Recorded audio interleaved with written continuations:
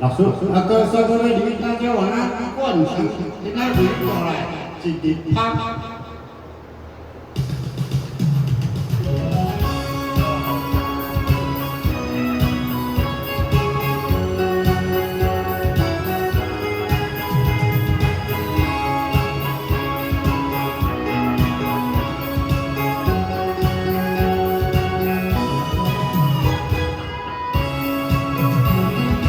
不要听呀，爱听他，不会当红来天沙。